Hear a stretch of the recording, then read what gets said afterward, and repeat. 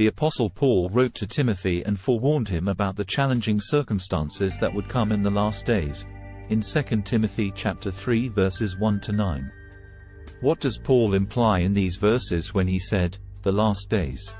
Paul uses the phrase "last days" in this passage to describe the time leading up to Jesus Christ's second coming.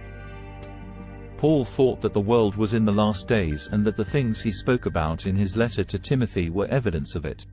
Paul also forewarned us in this letter that people will grow more and more self-centered, greedy, and immoral in the final days. He predicted that they would be money-obsessed, boastful, arrogant, violent, disobedient to their parents, ungrateful, and unholy people. He predicted that they would lack compassion, be unforgiving, malicious, violent, lack self-control, not be lovers of good, but deceitful, hasty, and egotistical, and would be more interested in enjoying themselves than loving God.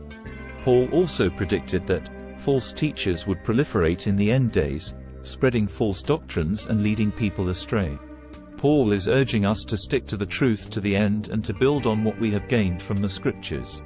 Paul is cautioning all believers in 2 Timothy chapter 3 verse 1 to be ready for the obstacles and problems that will arise in the last days. Before Jesus returns, he urged people to be aware of the warning signs of the end times, and to hold firm to their trust in Jesus. We at Grace to Prophecy firmly believe that the end times are just around the corner. We firmly believe that the rapture is near, and that the genuine church will soon be caught up. Paul's writings are relevant to us now since we are in the last stretch before Jesus returns to rule the world.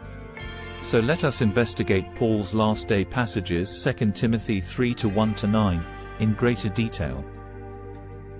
Let us go further, and to demonstrate how it fits into the current events we now live in. So more videos are to come on Paul's last days verses. Please like and subscribe to Grace to Prophecy.